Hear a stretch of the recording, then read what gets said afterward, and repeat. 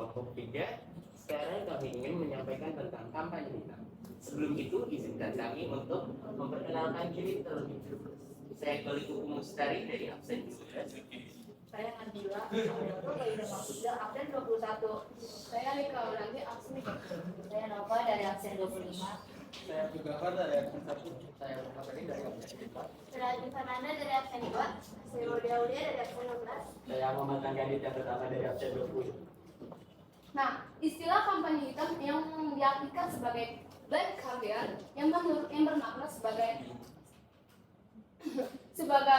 suatu kampanye yang buruk atau jahat. Menurut Yanti dan Cianti, kampanye hitam adalah menyebarkan keburukan atau kejelekan seseorang politikus dengan menjatuhkan nama baiknya seseorang politikus dengan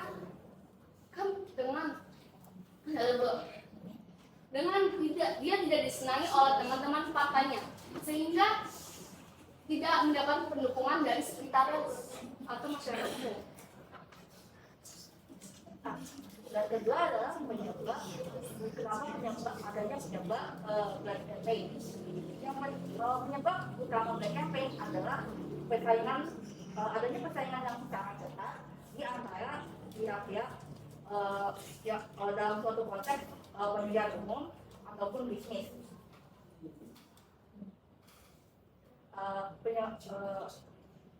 Biasanya mereka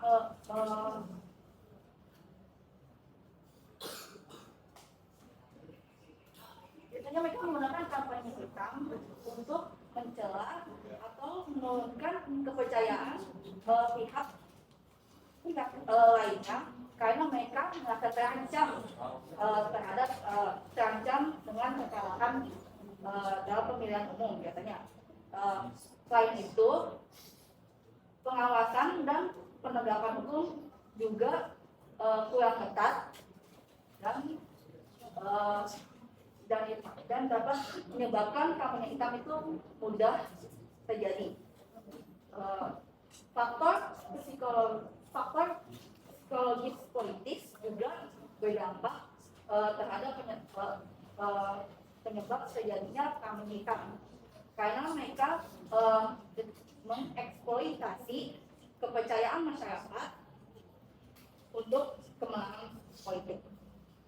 Nah, selanjutnya ada contoh kasus. Kita ambil kasus dari paslon tahun 2019 nomor urut 1 dan 2, tapi kita ngambilnya nomor urut 2. Oke, jadi contoh kasus yang kita ambil dari kampanye hitam di sini itu yang terjadi pada Sandiaga Uno. Jadi dia tuh dituduh suka bermain cewek gitu.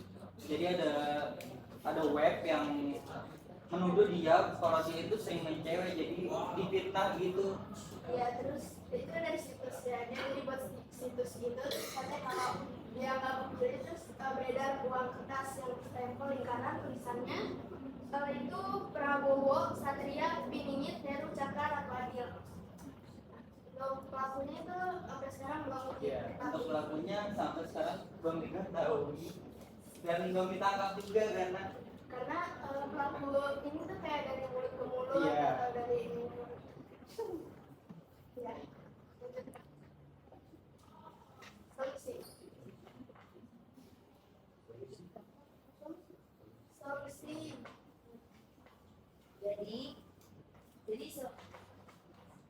Jadi solusinya kita sebagai masyarakat harus pintar-pintar dalam mencerna seluruh informasi yang didapat. Jika belum ada data yang valid yang kita temukan, kita jangan sampai terpengaruh apalagi terprovokasi.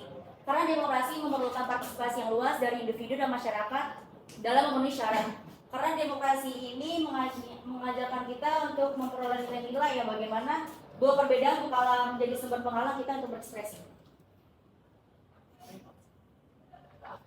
Jadi itu ada dampak dari kalau ini kan kampanye hitam ya, pasti banyak banget dampak-dampak negatif yang signifikan gitu.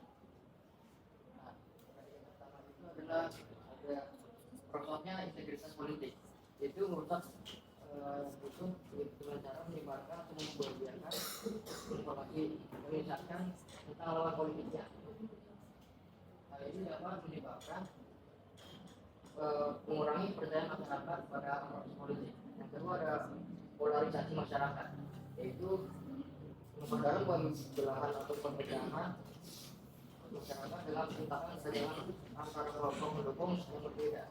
Dan yang ketiga ada berubahnya karakter dari kota itu.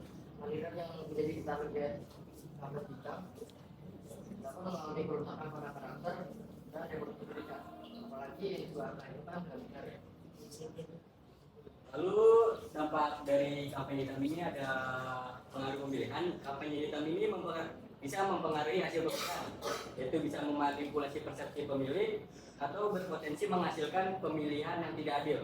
Lalu ada juga penurunan partisipasi. Penurunan partisipasi itu terjadi karena kampanye hitam dapat menyebabkan pemilih menjadi apatis atau kehilangan kepercayaan terhadap caleg yang bakal dipilih. Lalu ada regulasi dan hukuman. Regulasi dan hukuman terjadi karena ada beberapa wilayah dapat melakukan sanksi hukum terhadap kampanye hitam yang ketahuan gitu. Lalu dengan ancaman hukuman atau denda bagi pelaku. Kita ada kaitan dengan Pancasila itu sila keempat yang mengharuskan bahwa rakyat bahwa rakyat dalam menjalankan pemerintahannya benar-benar secara demokratik tanpa diskriminasi melalui wakil-wakilnya. Nah, secara umum diskriminasi adalah sikap membeda-bedakan secara sengaja terhadap golongan yang berhubungan dengan kepentingan tertentu. Baik, untuk penyampaian materi dari kelompok 3 tentang kampanye hitam sudah